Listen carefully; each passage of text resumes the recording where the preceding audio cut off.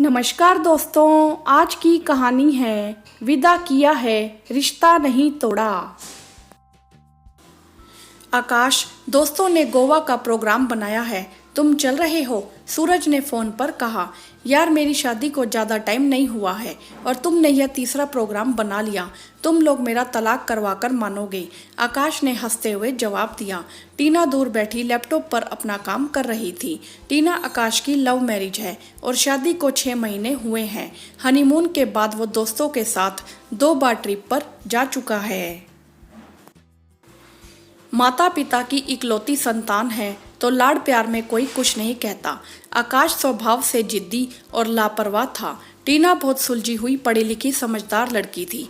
कभी भी आकाश को जिम्मेदारियों का एहसास कराने लगती तब सासू माँ बीच में आ जाती। माता पिता की इच्छा के विरुद्ध प्रेम विवाह था तो अपने माता पिता से कुछ बोल नहीं पाती। आकाश और टीना दोनों प्राइवेट फार्म में काम करते थे। दोनों काम के दौरान ही एक दूसरे के करीब आए। सुनो, इस बार हमारी कंपनी का परफॉर्मेंस अच्छा नहीं रहा, सो सेल बढ़ाने वाले कर्मचारियों को अवार्ड और इंक्रीमेंट मिलेगा और बाकी कर्मचारियों को सैलरी। तुम कहना क्या चाहती हो? मेरे ट्रिप का सुनते ही तुम्हें कंपनी की परफॉर्मेंस याद आ गई? आकाश ने टीना की बातें पूरी सुने बिना उसे चुप करा दिया। उसने अपना लैपटॉप बंद कर दिया और सोने चली गई। टीना की चिंताएं गहराने लगी। उसने मन ही मन सोच लिया था उसे अपने करियर में एक मुकाम हासिल करना है। आकाश अपने टिकट और होटल की ऑनलाइन बुकिंग कर गोवा के बीच के सपनों में खो गया। टीना, आकाश कहाँ है? फ़ोन आउट ऑफ कवरेज, 2 दिन से ऑफिस नहीं आया, बॉस ने टीना से पूछा। टीना को जवाब नहीं सूझ रहा था। सर, देखो, उसे सैर सपाटे का शौक है तो अपना निजी काम शुरू कर ले, जहाँ खुद बॉस हो। हमारे यहाँ ऊपर भी बॉस हैं, हमें भी जवाब देना होता है। यह आखिरी वार्निंग है, बता देना उसे। सारे ऑफिस के सामने बॉस के ताने टीना को शूल की तरह चुभ गए। कहाँ जाऊँ, किसे मन का हाल बताऊँ, कैसे भंवर में आ फंसी हूँ जो निकलने का रास्ता सूझ ही नहीं रहा। घर पहुँचकर सास टीना को बोली, कहाँ गई थी बहू, बड़ी देर हो गई आने में। हाँ मम्मी, मीटिंग लेट तक चली, कल क्लोजिंग है, थोड़ा लेट ही होगा। थकी हुई टीना बोली, अब छोड़ दे, जॉब क्या करना है, कौन सा सरकारी है, घर गृहस्थी पर ध्यान दे। अब बस एक ही इच्छा है, एक नन्हा बाल गोपाल इस आंगन में खेले। सास ने टीना को आशा भरी निगाहों से देखते हुए कहा। टीना अपने कमरे में आ गई, लाइट ऑन कर दरवाजा बंद किया, पर्स चोर से फेंक कर, यहाँ मम्मी को बच्चों की पड़ी है, कौन समझाए पहले, आपके बच्चों को तो बड़ा होने दीजिए। कुछ महीनों तक ऐसा ही चलता रहा। टीना अपने करियर को लेकर सीरियस थी पर अंदर ही अंदर घुलती जा रही। इस साल कंपनी को लॉस हुआ। कंपनी में एम्प्लॉयज़ की छटनी शुरू कर दी। एक तरफ आकाश की जॉब पर खतरा मंडराने लगा, दूसरी तरफ टीना एम्प्लॉय ऑफ द ईयर चुनी गई। ऑफिस में सब लोग टीना को बधाई दे रहे थे। एक बधाई आकाश के मुंह पर थप्पड़ की तरह पड़ रही थी। घर आकर आकाश ने गुस्से में अपना बैग फेंका। क्या हुआ बेटा, इतना गुस्सा, कुछ हुआ क्या? बहू कहाँ है? दोस्तों के साथ पार्टी करने गई है, आज उसे अच्छे कर्मचारी का अवार्ड मिला है। आकाश गुस्से में बोला, यह भी कोई बात हुई? शादीशुदा औरतों की पति के बिना कौन सी पार्टी होती है? आने दे, मैं खबर लेती हूँ। आकाश को टीना का अवार्ड मिलना काफ़ी खल रहा था क्योंकि उसका ईगो हर्ट हुआ। वो बिना खाए पिए सो गया। टीना के घर पहुँचते ही सासू माँ ने महाभारत कर दिया।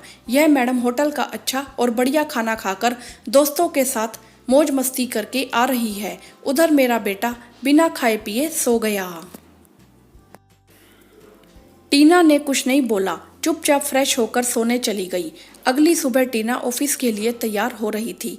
आकाश चाय सुबकते हुए सोच रहा था, जॉब छोड़कर कोई अपना काम कर लूं, क्या बोलती हो? दोनों कुछ नया कर लें।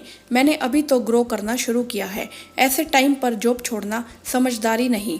तुम चाहो तो शुरू कर लो, मैं पार्ट टाइम की तरह तुम्हारी मदद कर सकती हूँ, इससे ज़्यादा नहीं हो पाएगा, टीना ने जवाब दिया और उसके मन में ईर्ष्या का बीज पौधा बनने लगा।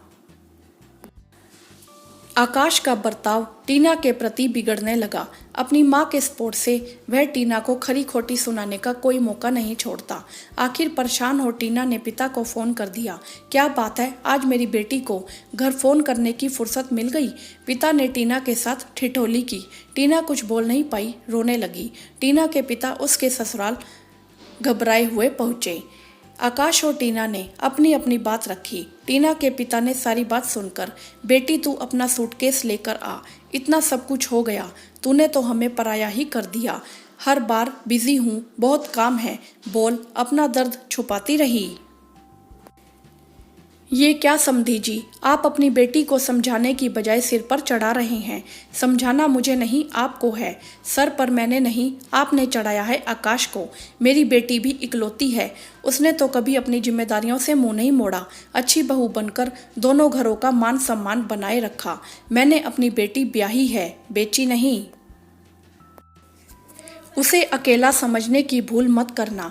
आप अपने बेटे की गलतियों पर भी उसका साथ दे रहे हो। फिर मेरी बेटी तो सही है, मैंने शादी कर उसे एक और प्यार भरे रिश्ते में बांधा था, अपने साथ उसके रिश्ते खत्म नहीं किए। टूट चुकी टीना को पिता के शब्दों ने जैसे नवजीवन का संचार कर दिया हो। आकाश दूर स्तब्ध खड़ा, क्योंकि वो सोच रहा था टीना के पिता गिड़गिड़ाएंगे, तभी उसका ईगो संतुष्ट होगा। वैसा कुछ नहीं हुआ। टीना अपना सामान पैक कर पिता के साथ घर से बाहर आ गई।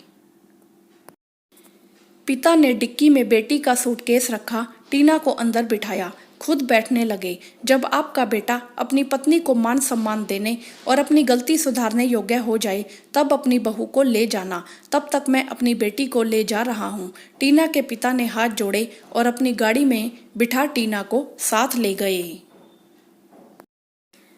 हाँ तो दोस्तों, क्या टीना के पिता ने सही निर्णय लिया? आपकी इस विषय में क्या राय है? आप हमें कमेंट करके जरूर बताएं। वीडियो को लाइक करें, शेयर करें और चैनल को सब्सक्राइब भी करें। धन्यवाद।